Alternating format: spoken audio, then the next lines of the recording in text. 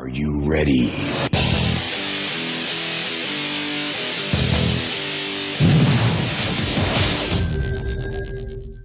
Well, hello, everybody, and welcome to the Parishscope. This is the podcast that acts as an arm for the newsletter of the Parishscope for St. John Sand Prairie. I'm Pastor Chris Sansom. And I'm Casey Dramus. I'm the creative director at Our Savior Lutheran in Washington. Well, all right. Well, it has been a good while since we've met. Yes.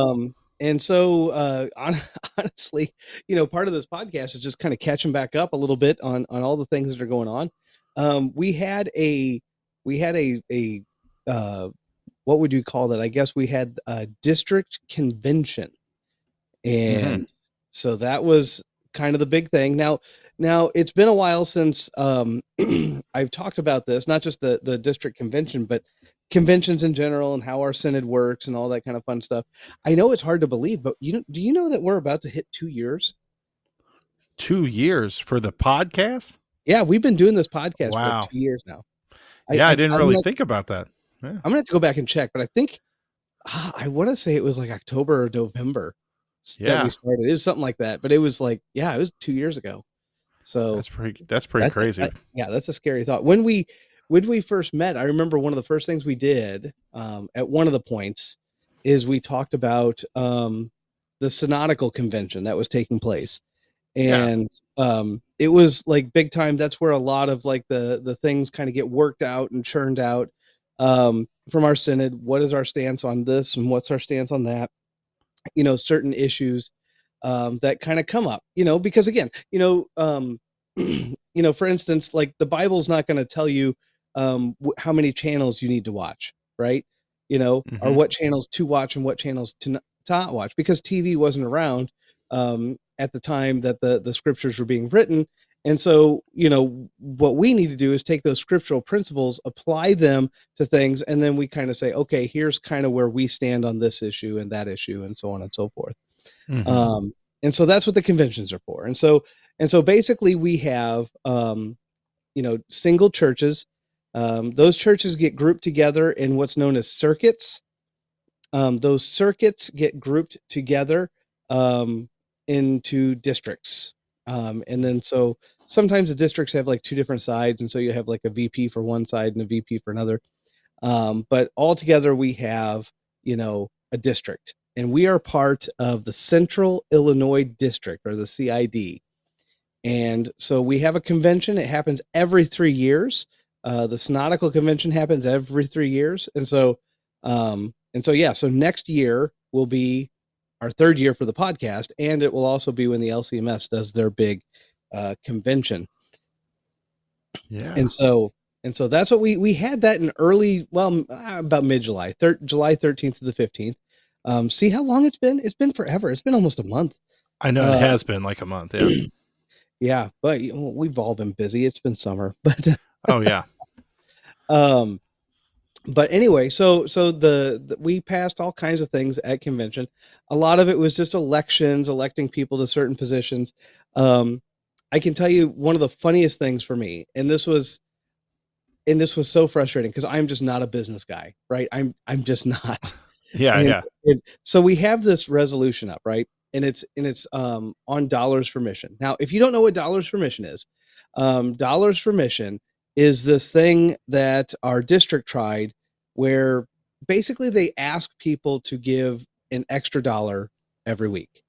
So the idea is that like you bring your regular offering, and then you just bring like an extra $1, just $1, not a lot, just a little, and you donate it to the Dollars for Missions. And then they have various mission projects that they do. To be completely fair, we were in the middle of a capital campaign when this first came out, and so I think as not us, the school had pretty much just started their capital campaign, or was thinking about a capital campaign.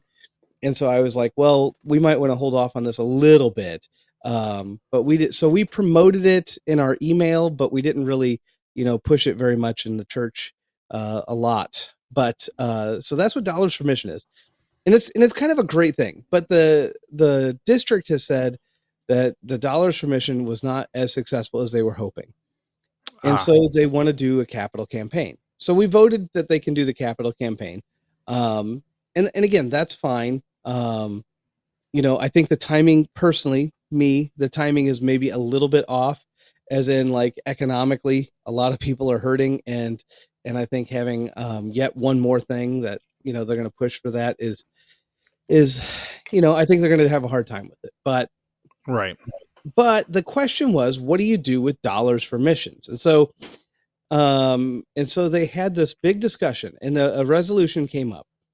The resolution was to discontinue dollars for mission. And so it was like, hey, we're going to discontinue that. Here's, any excess money that we get, here's where it's going to go to.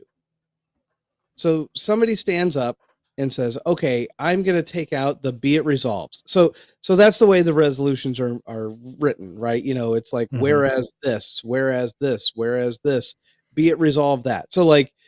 So if I said, whereas, I'm watching too much television, whereas, I've got too much screen time, be it resolved that every night at 7 p.m. I'm going to shut the power off, and it's kind of something like that. Like, so there's all these be it resolves, and the be it resolves are like, like we're going to suspend this, and be it resolved that all the monies go here. And so somebody gets up and they say, okay, I'm going to take out this be it resolved, this resolve. And it was the one that suspended the dollars for mission. So now it says, yes, dollars for mission is great, and this is where all the money now goes. And it doesn't say anything about suspending it. And so then, of course, that caused a little bit of a stir, not a big stir by any means, just a little bit of discussion. And they took it back, and they brought it back again. And this time it was kind of exactly the way they wanted it. And then they said, well, why do we have to, why do we have to put the money over here? Why don't we just keep putting the money, with the mission projects? And so then they took that be it resolved out, and they changed it to basically be it resolved that it just continues to go where it goes. And so by day 3, we've seen this resolution like 3 times. Yeah. Maybe 4 times. I can't even remember. And basically what we voted was for everything to stay the same. Oh, I see. So we I mean, I guess it's not wasted, but it's like, I really felt like, on day 1, we could have said, I stand opposed to this resolution. And then we could have just voted it down and it would have been fine. Like, because then everything would have just kept going the way it's going. Instead, like 3 days to talk about it. And I mean, on the one hand, I guess it did serve its purpose in that, like, now I'm talking about it, whereas before, we kind of promoted dollars for mission, but we didn't emphasize it. Now all of a sudden I'm like, well, maybe we really do need to, promote this a little bit more and a little better. So that's maybe a fail on my end. So I guess in that regard, it did its purpose, but at the same time, it's like, I'm like over here going, man, I spent 3 days on the same resolution. Trudging through theology, trying to figure this out. Yeah. That's very interesting. Yeah. Yeah. No, it's not. It's not interesting. Well, it's, I think we've all been there, a time or two. I like just spending an insane amount of time on something, and then you get to the end of it and you're like, that was worthless, Oh man. So anyway, so that was the convention. Honestly, we had a good talker, a good speaker, I guess, on the Formula of Concord. So that was actually really good. The Formula of Concord is part of what's known as the Book of Concord. So the Book of Concord is basically our set of beliefs, what we would call our confessional document. And so that's kind of what it is. So how to explain this? So basically throughout history, not throughout history, but basically in the 1500s, the Christians that stood opposed to the Pope and what he was doing at the time, those that followed Luther, they wrote a series of documents. A lot of times were in defense of doctrine and so on and so forth. These were all compiled in 1580, and they became known as the Book of Concord. And again, I know we've talked about this before, but basically how you adhere to the Book of Concord. If you are a Lutheran, you in some way subscribe to the Book of Concord. now there's a couple different ways. The way we subscribe to it is called quia. It's Latin for because, and Hmm. the way that works is we agree with the Book of Concord because it lines up with Scripture. The Right. ELCA, for instance, is another group, the Evangelical Lutheran Church of America, and they have a quantum subscription, which means they believe in the Book of Concord insofar as it agrees with Scripture, which means they believe that there are parts of the Book of Concord that do not agree with Scripture. Ah, So, so they are allowed to kind of pick and choose through the book to decide what they want. So, yeah. anyway, the Formula of Concord is one of the latter documents. It was written primarily by a guy by the name of Martin Chemnitz. Hmm. There used to be a little ditty that went around that basically said if the second Martin hadn't come, the first Martin wouldn't have mattered or something like that. And Oh, okay. the basic gist is that, like, Lutheranism as understood by the Augsburg Confession and Small Called Articles and Apology was kind of being threatened, and had it not been defended by Martin Chemnitz, it probably wouldn't have made it. Ah, interesting. And so, if the second Martin hadn't come, kind of thing. Yeah. So, anyway, Very interesting. so yeah, so we had a speaker on the Formula in Concord. He was really good. Now this is interesting. So I'm not going to give you the guy's name because you'll just forget his name anyway. And quite frankly, I can't remember his last name right Yeah. offhand. And Yeah. I didn't look this up beforehand. But he was the president of the North Minnesota district. Okay. Okay. So keep that in mind. He was the president of the North Minnesota district. Okay. Okay. Now, obviously, I come back from the convention on the 15th.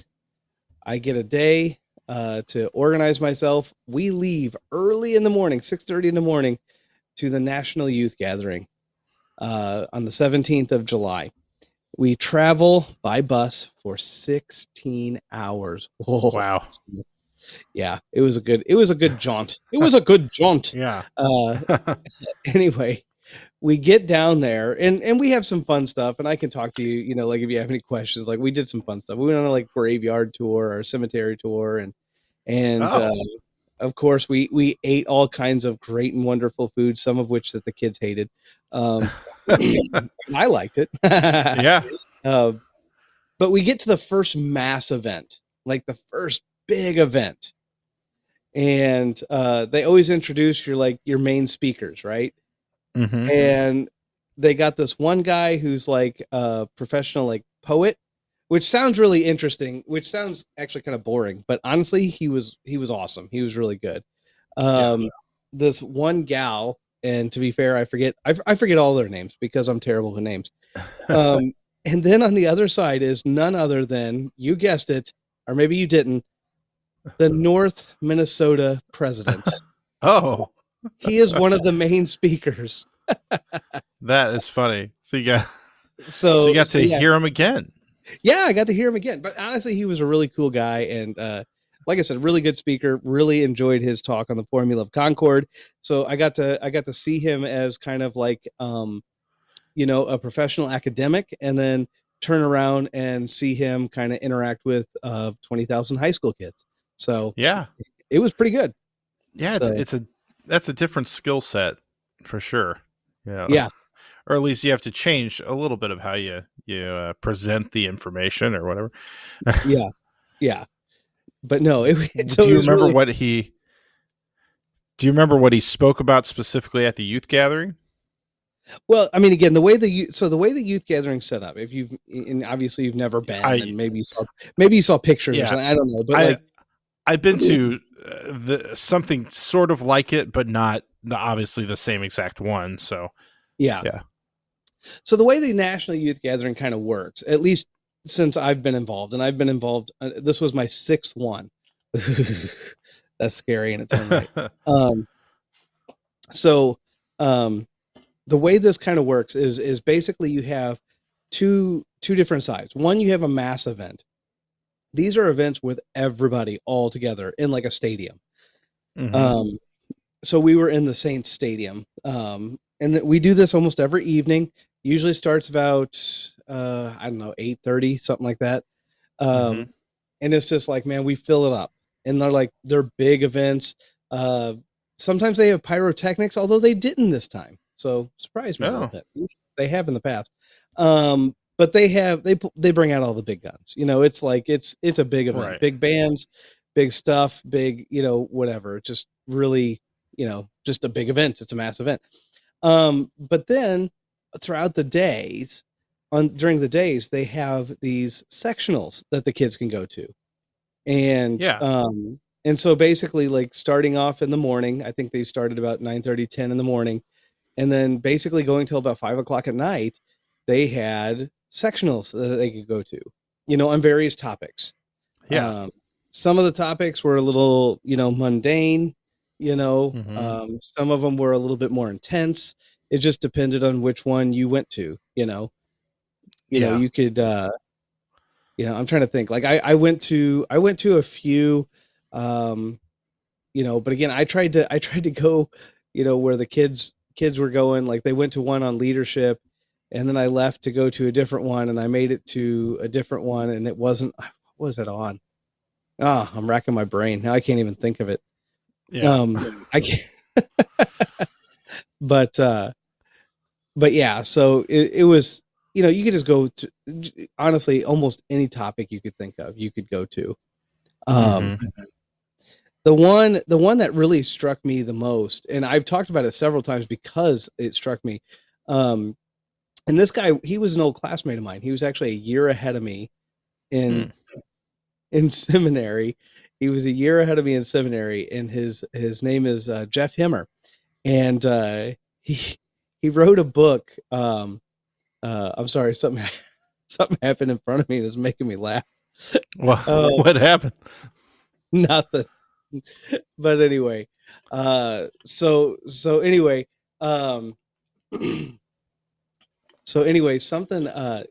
Jeff Himmer was the one who wrote this book, and it's called Man Up, right? And Okay. so he had this session, and it was called Andrew Tate versus Jesus. What is masculinity? Now, I had no idea who Andrew Tate was.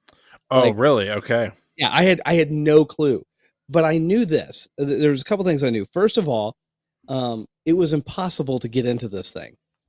They had given Oh, him a really? room that fit 70 people or 50 people or whatever it was, and he had so many sessions of it, and he just filled it up every I'm single sure. time. There was a That waiting line 2 hours long. oh my gosh. Yeah, That I mean, the thing is, that's a great title.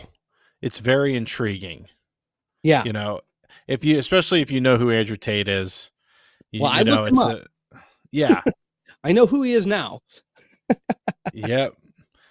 Um, He's an interesting guy. I guess we should maybe so I was explain gonna for say, people. for those of you that don't know, Andrew Tate's like what? He used to be like this UFC guy. I think Um, so. Yeah. I Maybe actually he never still even gets. knew who he was until like he started doing sort of this I don't know. I don't know if you call it political exactly, but Yeah. lifestyle explaining how he lives. Go ahead. Sorry. Yeah. So basically, he's like a UFC fighter. He might still get in the ring every now and again, and he's kind of like your typical, like, he's a man's man, so to speak. And Yes. and and so he, like, promotes himself in that realm. Like, here's how you act as a man, and here's how you are, and all this stuff. And it's like sleep with as many people as you can, get as many Yep. people pregnant. You want to, spread your seed, so to speak. And and it's just, honestly, it's like it is the epitome of what would culturally be called toxic masculinity. um Yes. Yeah. and he would actually be accurate in that regard. Like, Hmm. you know just this idea of manhood. And it's like, honestly, it's like the mentality of a child, I guess.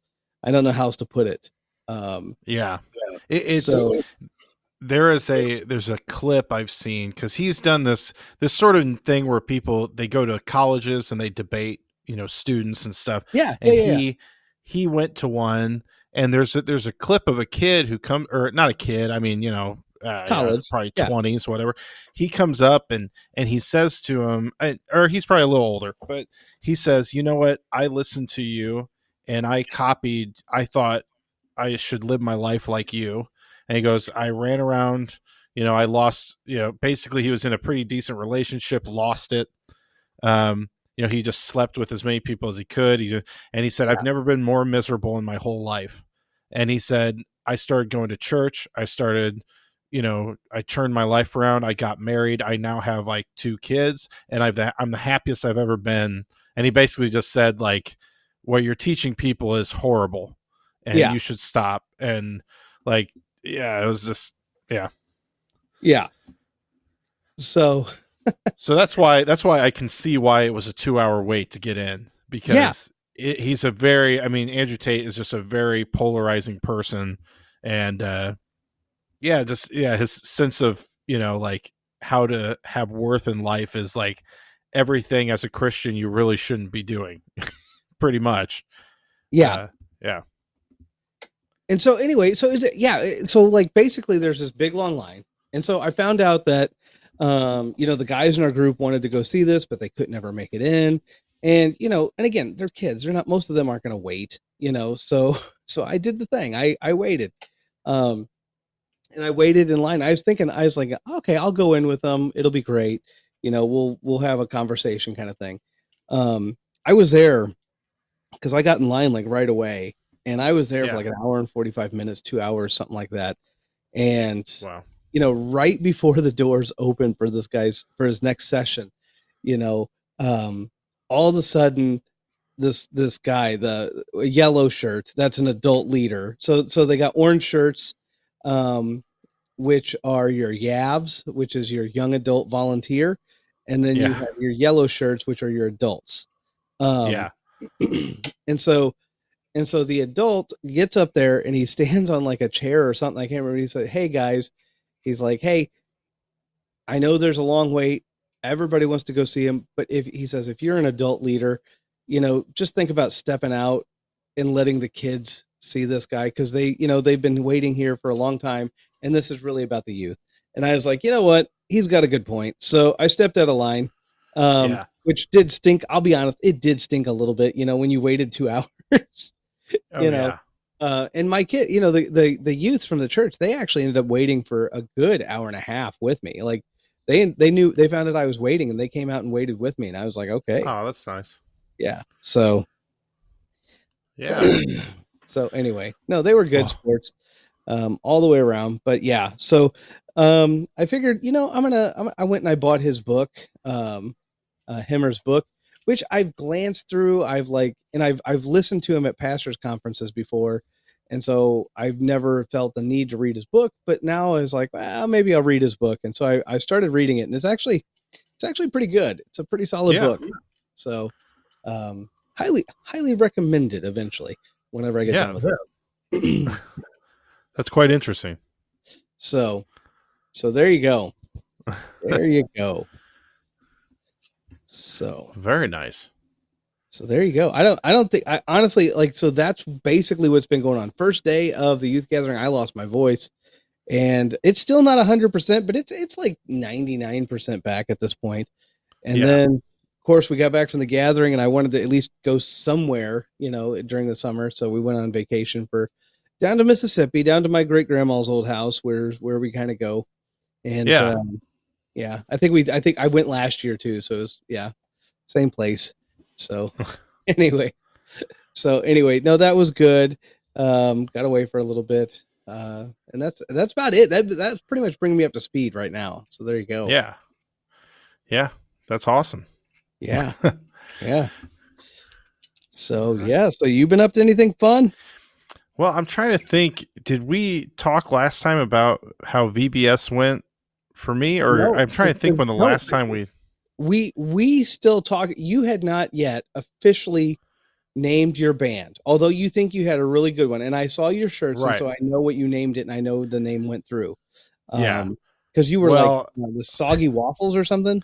yeah, because the whole there's an acronym for north, south, east, west, to Yeah, try to figure out which direction and so never eat soggy waffles. One of the girls said soggy waffles, and I said that's a great band name. Now in my mind, 100%, I thought she made up the name, And then afterwards, she was like, "That was you." And I'm like, "Oh, okay." So I feel bad because I unknowingly apparently forced my own will upon them in naming the band. I feel terrible. I wasn't trying. I literally was like, "No, it was Ellie. Ellie had it. She was the one who thought of it." And I legitimately Yeah. thought that. But but anyway, it was a really good time. We had 10 kids in the praise band, which was good. Um, Yeah. and I'm trying to grow as someone who can interact with the kids better, trying to Sure. get them to sing along and stuff. And I think I made a pretty big leap compared to last year, which made me happy. um, I'm just basing it off of watching rock and roll frontmen, Mhm. let me hear you sing, stuff like that. And so, but it was really fun. They did a good job. The band played really well. We just had a good time. So yeah, that was really fun. And since then, I mean, that's pretty much all that's been going on for us. Just VBS was, that's just a big undertaking, as anybody knows who's done VBS Sure. before. Yeah, it is. So I think we're all probably a little bit in recovery from that still, even a month later. So, but yeah, that's it. I mean, besides, we got school starting up here, and Yeah, we do. so that's going For to be, us, for us at Good Shepherd, it starts tomorrow. Tomorrow. yeah, yeah, Oh, that's that crazy. is awesome. I mean, it's It's middle of August. summertime is over, but yeah, Uh-oh. I'm losing you, I Casey. know. I can't believe it's middle of August. So it's nuts. Oh, No, I you can't hear me either. now? Hear me now? You don't hear I me? do now. I lost you for a Hello? second. I lost you for a Hello? second. But I do. I hear you now. So Okay. I don't know what happened, but it seems to be fixed. Okay. Okay, good. Or maybe not. I don't know. Because now We got to figure out there's our connection, silence. man. Uh-oh. I lost you. Oh, wait. It says my recording will be fine. You there? I am. I'm gonna have to go Hello? through and cut some of this out. So well, it's just both of us got really choppy, and then it said there's something wrong with my internet, but don't worry, my recording will be fine. It says. So I'm like, Oh, okay. okay. So, but like I said, Hopefully. I'll go back and look at it. I can chop some pieces out. Yeah. Well, I think everybody loves hearing technical difficulties. It just shows the rawness of Yeah, the podcast. Yeah. yeah, I don't mind. I don't mind some technical difficulties. Actually, some of them I think are funny, but yeah, Yeah. no, I'll cut that one out. But anyway, Yeah, we'll see. all If right. I don't know. I was talking a little bit, but I'm like, I don't know if this is going to be in the recording. Anyway, yeah. So that's pretty much it. I'm gearing up for the year.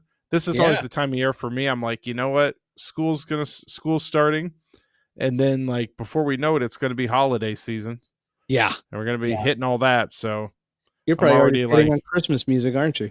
yeah, I'm chomping at the bit a little bit. Yeah. So Yep, yep.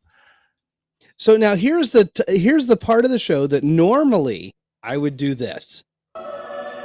And now, life and times of the saints.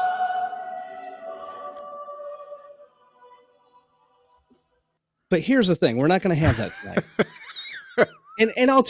I'll tell you why. I'll even tell you why. why? I think this is actually good for discussion. So Okay. I try to find good, like bigger saints, because those are the ones that people tend to know.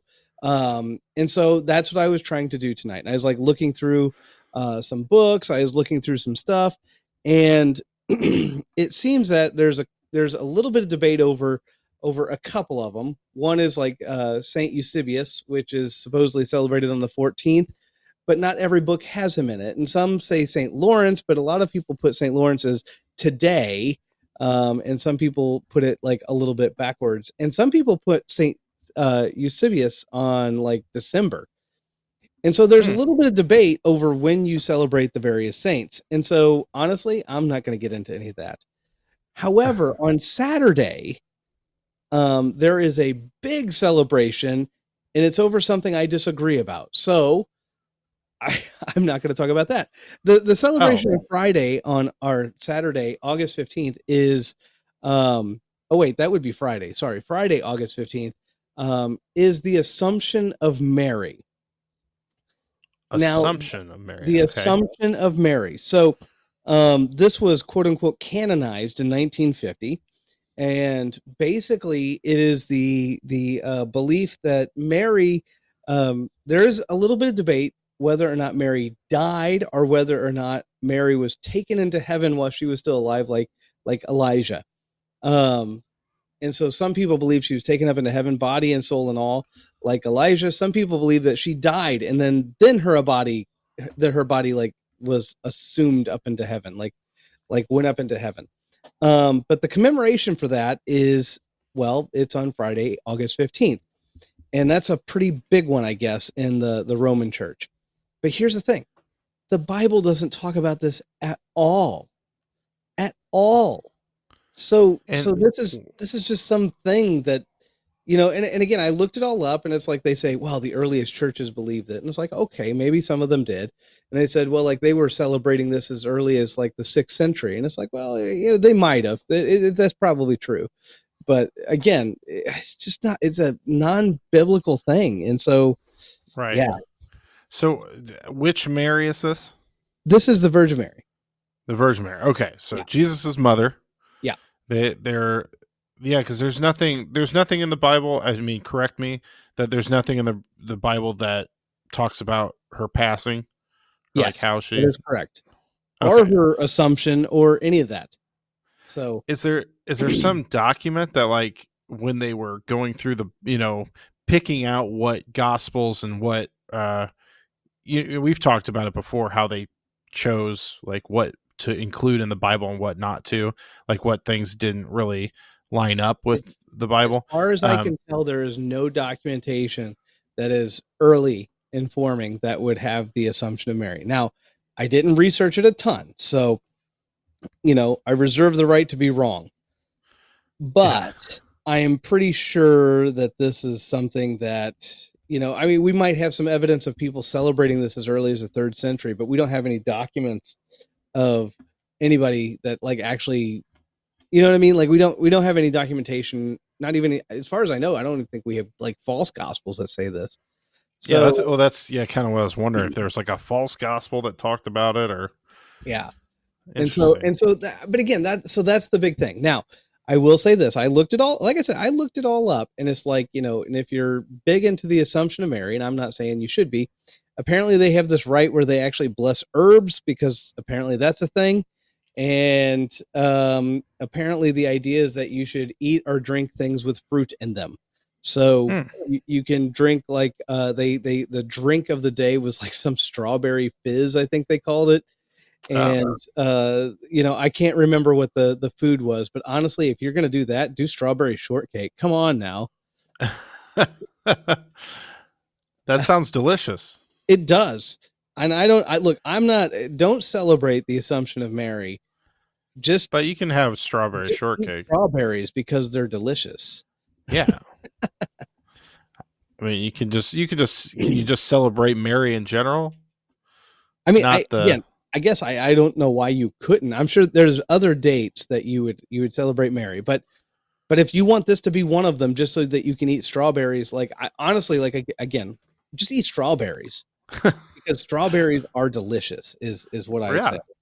Yeah, but I mean, if you feel so compelled that you, uh, yeah. Oh, look, here's the recipe is for macerated strawberries with whipped cream and Macerated. macerated. That's what That it says. sounds very hardcore. Yeah, Macerated. macerated. Honestly, I mean, again, this looks very much like strawberry shortcake without the cake. Is basically what it looks. I mean, there's some other stuff in there. There's like, I guess, like some zested lemon, and stuff like that, whole honey. So Yeah. so I guess it does have more, but at the same time, I'm just saying, Have some strawberries. have eat some strawberries. All right. Now what day is that again? That is August 15th. Okay, so as long as you just don't do it on August 15th, Yeah. So no do one it can on like even the claim. 16th or the 14th. Right. Yeah. So Interesting. that's All right. honestly, that's what you got to do. Yeah, I think we both need to figure out a strawberry recipe, and then next time we meet, we can be like, okay, well, this is what we made. Okay. So here's the strawberry fizz. The It strawberry is, fizz. yeah, it is an ounce and a half to 2 ounces of a liquor of your choice, Mm. an ounce and a half of cream, 1 ounce of lemon juice, 2 teaspoons of simple syrup, and 1 or 2 strawberries. Hmm. And you put it in a shaker. Oh, you muddle the strawberries. You muddle the strawberries. Muddle. Yep. And then you top with soda. Oh, So yeah, well, there you go. There's your strawberry fizz. okay. I'm Yeah. jumping in. I mean, again, the point of the matter is obviously, I think the world itself is calling you to eat strawberries sometime this week. Um, just avoid the 15th because we don't want to be all confused with the Assumption of Mary. Right. Because I don't celebrate non-biblical things. You know, I mean, Right. again, look. I mean, we celebrate the saints, right? We commemorate the saints because they lived faithful lives, and we want our lives to kind of reflect that faithfulness that they had. Not that they are perfect human beings, but just that they were faithful, and at least there's stories of their faith. But again, when you're literally having a celebration that is a doctrine that is not necessarily biblically inspired, yeah, no, sorry, not going to do that one. So we Well, don't get to yeah, have a it's. Lives of the Saints. I'm sorry, Mhm. everybody. I'm so sorry. So Well, I'll work on that's it. interesting, though. I'll be I better. didn't know that was. Yeah, I didn't know that was something people debated about. To be honest, so I didn't know that was a discussion. Really. Oh yeah. Oh Hmm. yeah. We you know, us the good old theologians, we discuss everything. And Right. sometimes Yeah. sometimes the debates are just ridiculous. So yeah, Yeah. and there's that. Well, I got a question for you. Yeah, If what's up? What's the question? so, as far as being a theologian, so I listened to some different podcasts and stuff, and one of them is this podcast by Pete Holmes, who's a comedian. I really like Okay, Pete yep. Holmes. I know Pete Holmes. Yeah, and so he's been pretty, like, I don't know. There's a lot of videos of him talking about this stuff because he went to a Christian college, Mhm. and was a pretty, like, serious Christian and everything, and over the years he's sort of uh God is kind of become more of a, like, An well, I'll pick agnostic, and isn't he? yeah, I mean, he's kind of like, I like this part about the Bible, but I don't like this part, and I like this, but I Sure. don't like Sure. that. So I'm just gonna kind of, like, do, like, make up my own sort of, like, this is what I think God does or thinks or whatever. Yeah. Um, and one of the things, the arguments he said that turned him away from it was that the idea that Jesus died for our sins was a idea that was developed way later in history, that there's actually nothing in the Bible about Jesus dying for our sins, that I can't remember exactly how he worded it, but more that Jesus died to, like, prove he could do it, or prove to us that we shouldn't be scared of death or something along those lines. So I again, it's not like he's quoting any scripture or anything. It's just kind of more, I kind of feel this way, but then he's saying this idea that I don't remember what he called it, but the idea of Jesus died for our sins. What he says, that was something that later in life or later in history was developed. So I wondered if you had any, you know, So so the idea that Jesus died for our sins is actually found all over scripture. So that's what I um thought. Yeah. and so I don't think he could be saying that. Um I mean, again, maybe I'd have to see the clip myself, but maybe he's implying that. Maybe he's implying, like for instance, like I know Paul says it a lot in, like, first Corinthians. I know that Paul talks about it in Romans. Like, so I mean, maybe he's thinking that Paul didn't write those, or those are later additions to the Bible, um, to get such an argument. Or maybe he's thinking more of the lines of like Arianism, um, Hmm. which basically is the idea that Jesus wasn't God. And Mm. so Jesus was, a man, um, who kind of like obtained divinity almost, Yeah. or lived such a perfect life. Again, Arianism basically, he had a little catchphrase, and basically it roughly translates to there was a time when he was not. And the idea is that God is eternal, and so if there's a time when Jesus was not, then Jesus isn't God. Mm. Um, at least not fully God. Maybe he's somehow partially God or part God, but he's not fully God. Um, and so that was part of the Council of Nicaea in 325 AD, where they kind of argued that. And this is where Dan Brown basically went awry. Because Dan Brown, he has some great mystery novels. Um, Hmm. but there's this idea in books, like especially in fiction books, that like you can have certain elements fiction, but you got to have some of it that's like true. And Yeah. and Dan Brown kind of utilizes that to almost manipulate his audience into almost believing something that's not necessarily true. He twisted a little bit, and so Arian was around in 300 AD. All around 325 is when the council came around. By the way, we just celebrated the 1700 year anniversary of the Council of Nicaea. Just wanted to throw Wow. that out there. Ended at the end of July, our calendar time, in 325 AD. So I mean, hey, we just kind of celebrated the 1700 year anniversary. So there's that. Um, but Arius came around and kind of said this whole thing that like Jesus wasn't God and all this kind of stuff. And so there was this debate. And so, people like Dan Brown tend to point to it and say, see, we had to vote on Jesus being divine. And so Jesus Mm. wasn't really God. We voted him into it. But here's the problem with that. Like again, if you're not a real historian and you go and you like look it up, it seems to validate the case, right? Like we did have this argument, and the argument was over whether or not Jesus was, you know, God or not. And so Hmm. on the one hand, if you just know Dan Brown and that's all you know, and you go do a Google search and you find the Wikipedia page, it seems to almost validate what Dan Brown is saying. But the problem is that once you start digging into the deep history, it's like it's not quite like that. It's kind of Mm. like this. Arius started gaining popularity, and he started gaining popularity in all the wrong circles, so to speak. And Yeah. he wasn't even a bishop. He wasn't even a pastor. He was kind of like a deacon. He was kind of like a servant of the church. And by the time the controversy erupted, they called this council, and it was one of the first ecumenical councils since the Council of Jerusalem, which is discussed in the Book of Acts.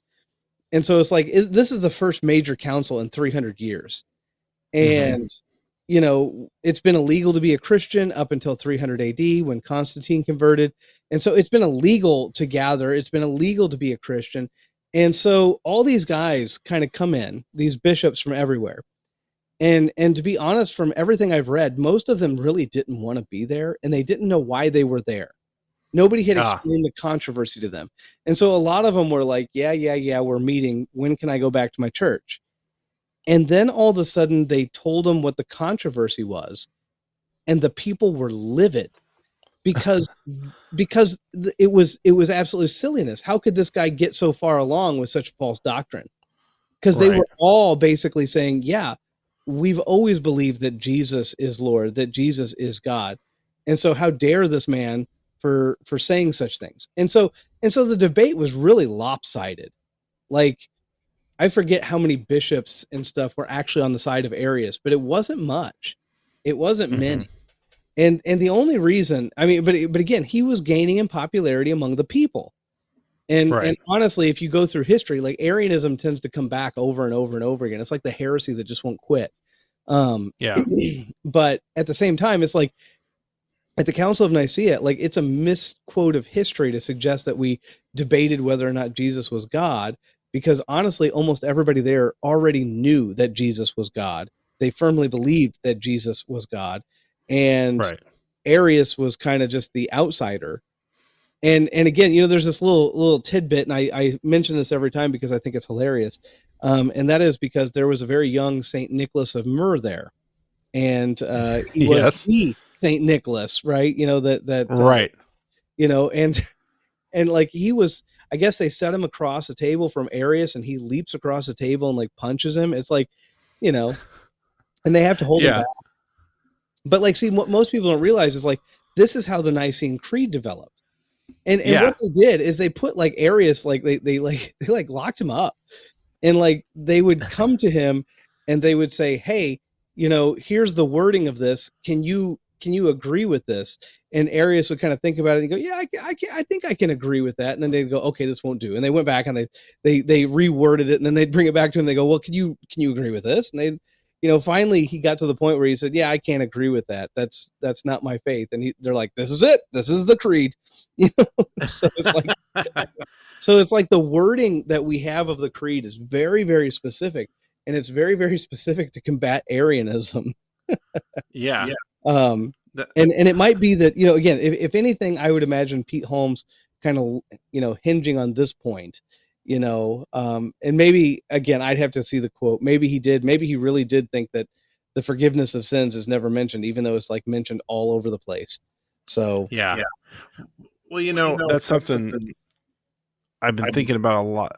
I'm sorry. I'm getting every once in a while I start to hear an echo, and then it throws me off, but then it goes away. Anyway, that's one thing I feel like I've been learning a lot lately when it comes to, even like politics right now, or like, I mean, I do my YouTube channel, and I talk about silly Power Ranger stuff, and the amount of people who will say like, no, this is what happened, and then you'll go, no, it didn't. Have you watched like all of it? And they'll go, no. And you're like, well, why are you saying that though? Like it's a fact when you never did the research, yeah, to find it out. And that's what I see so much with like when I see a comedian or an actor being like, I used to be a Christian, but I just kind of thought it was silly. oh yeah, And you'll be like, well, did you ask about it? It's like, no, not usually. I mean, maybe some of them do, but a lot of them just, it's kind of like, yeah, I just thought Jesus, like the whole idea with God was ridiculous. So I stopped yeah, going. And it's like, well, why didn't you talk to someone? Because you could have like just even us having this conversation right now, it's like if you were told by someone, they didn't even really decide Jesus was actually God until all these years later. If they actually talked to you or they actually heard this, that yeah. would answer your questions, you know. And I had someone, a family member, just the other day actually talk to me and say, the thing I can't get past is that, and they go to church, by the way, but they say the thing I just can't get past is that the Bible was just written by a bunch of white guys or translated by white guys, and they just molded it to what they wanted. And What? it's like, yeah, and we've had that discussion before, talking about the translation and how that came about and what precautions they took and all that. We talked about that, but the thing is, they're not going and asking anybody. But well, I mean, again, They're honestly, the part that really bugs me there is like a bunch of white guys. yeah, Like no, like in fact, there was hardly any white guys.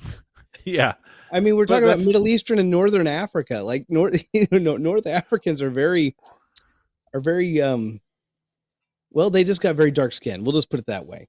yeah. Um, Well, and that's what it's amazing to me, because it seems like people are so, if they have a doubt or they don't understand how something works, they just kind of go, they don't ask anybody.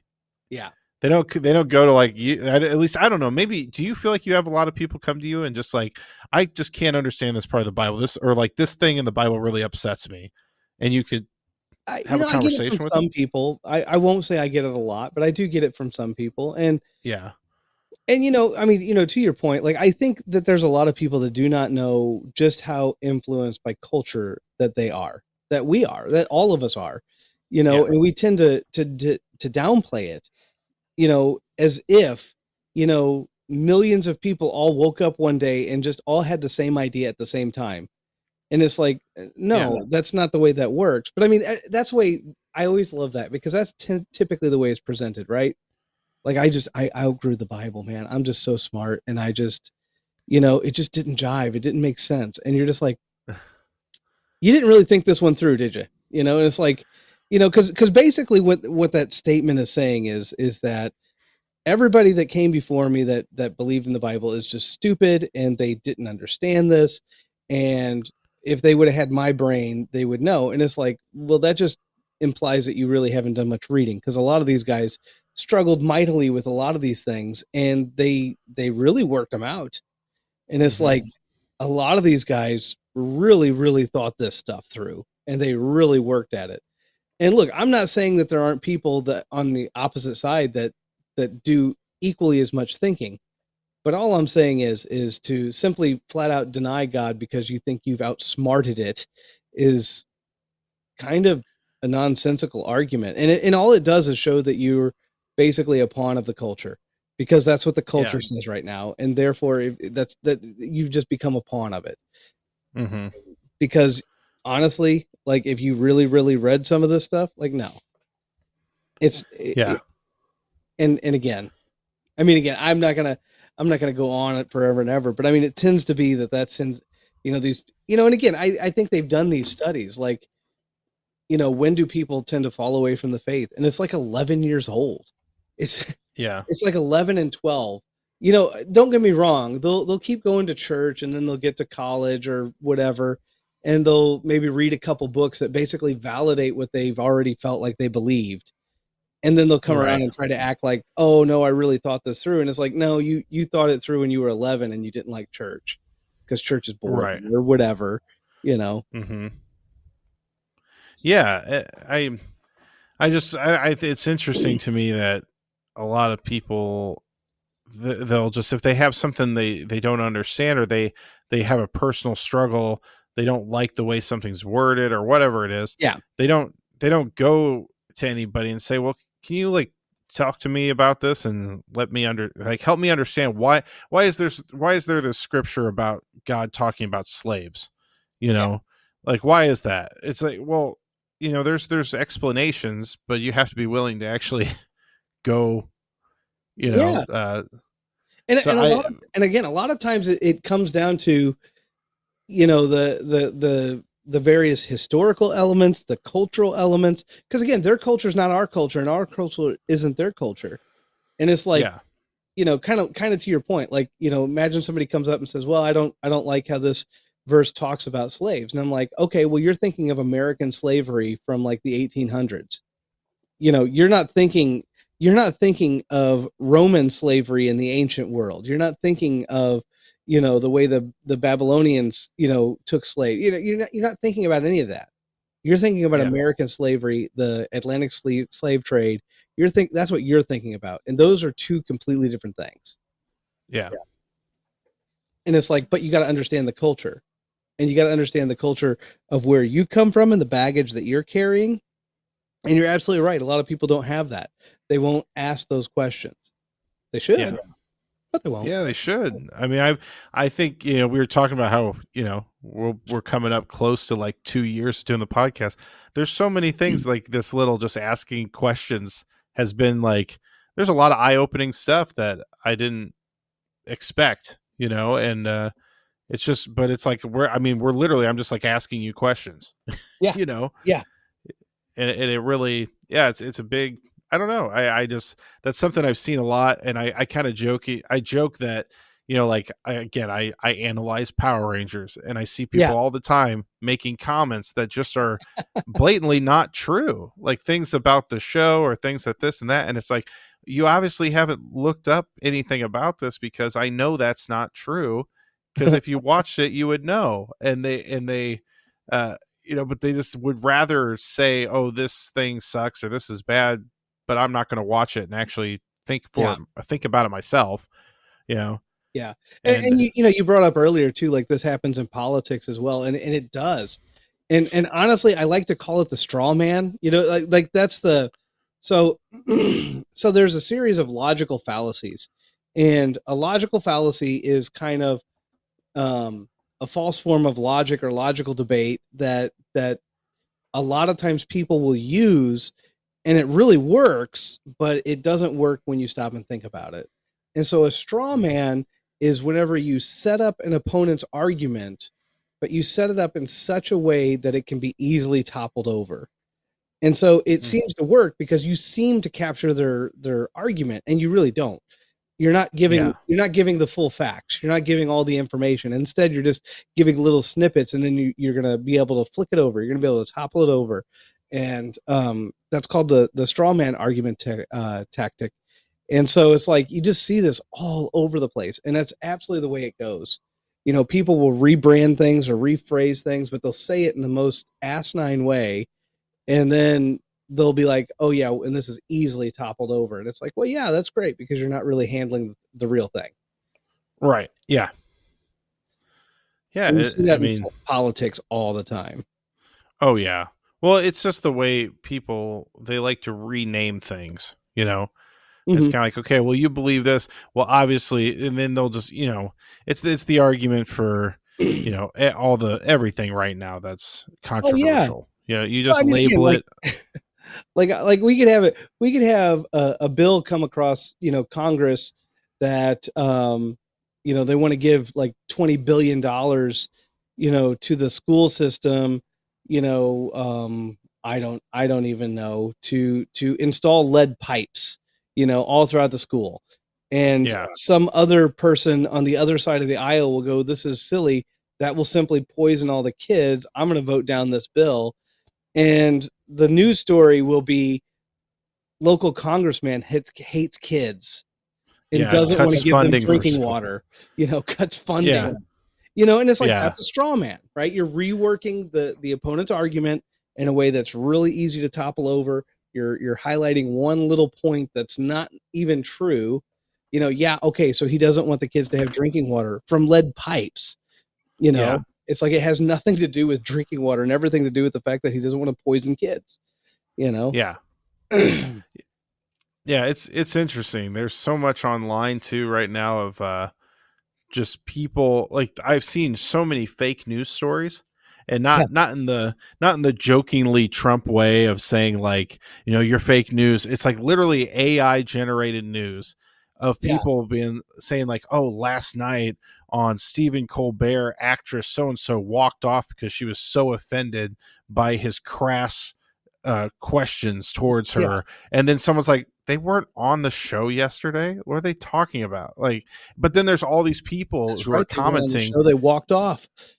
Yeah, yeah. Then there's all these people commenting like, well, she's a blah blah blah. Like they'll go after her when she wasn't even on the show. And this is all made up. And then there'll be other people who are going, oh, this host is a terrible guy. And it's like, well, I mean, what, but maybe, or maybe you don't like him, but this didn't happen.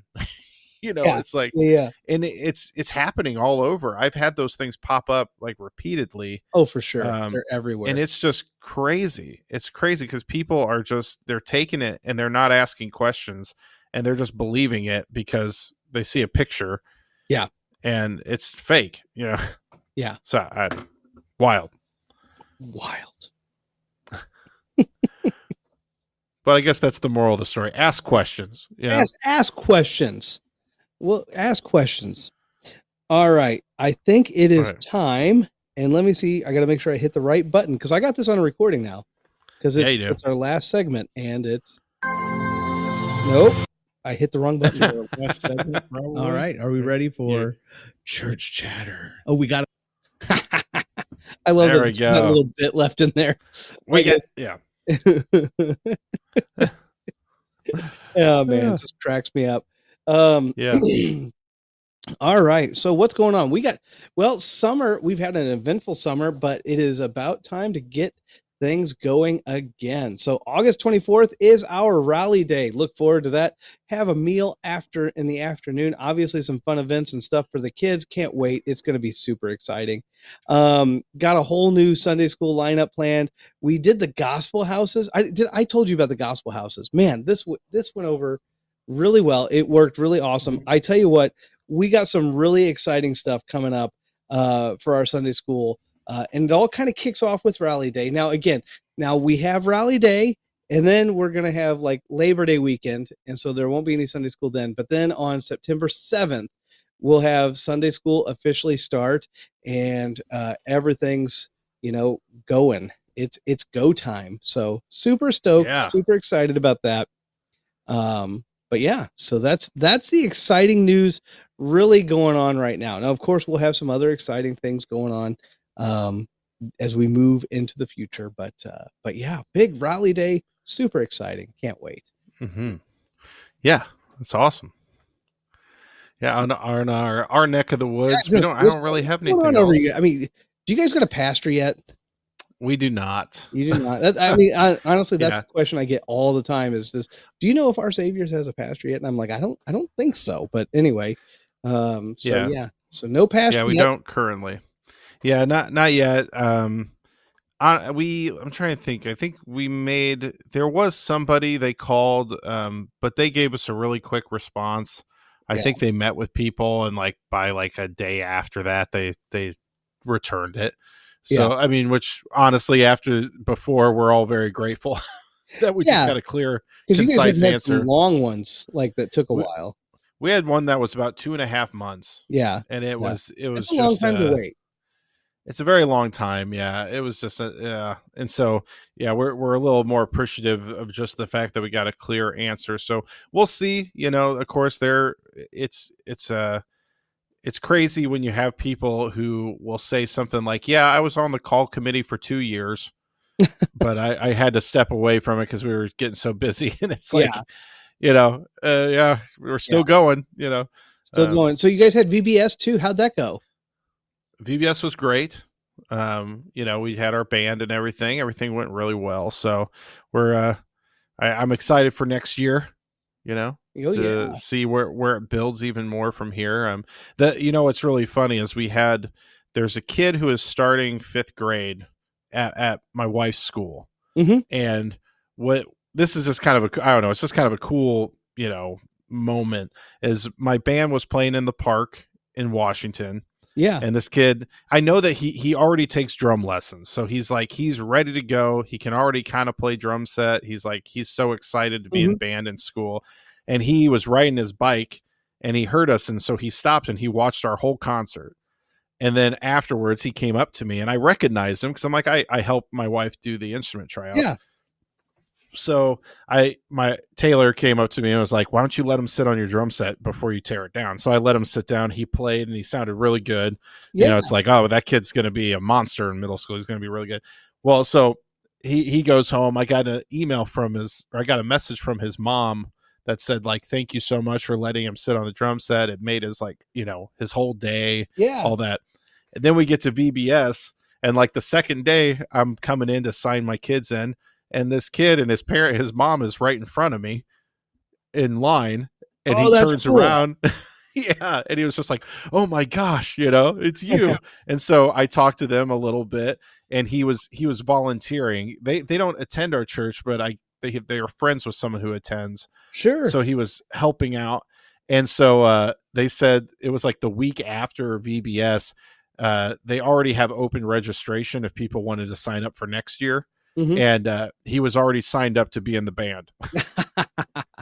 That's So awesome. yeah, so that's cool. It's Yeah. really cool. No, that's really cool. So yeah, that was kind of one of my favorite moments of it. Is just seeing him get excited about it, and you could tell he's just like, "Oh, I really want to play in the band next year," and so that was cool. Yeah. Oh man, absolutely, Uh, absolutely. Well, I that's will say, yeah. one plug is that my group. This isn't church related, but my group, the original Scaz Band, is playing the Marigold Festival at What? 12 o'clock. Yep, 12 o'clock on that Saturday. So Where just at? throwing it out there at the pavilion, where the Okay, music is for. Yeah, 12 o'clock on Saturday yeah. in It's the kind of like pavilion. I think the parade will probably still be going a little bit, but Yeah.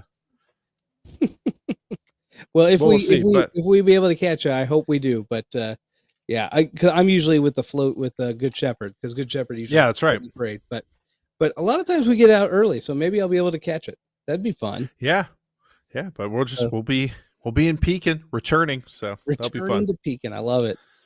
Yeah. All right, well, that's all that I have. Do you have anything else? No, that's it.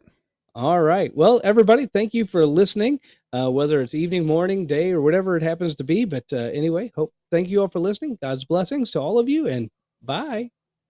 Bye.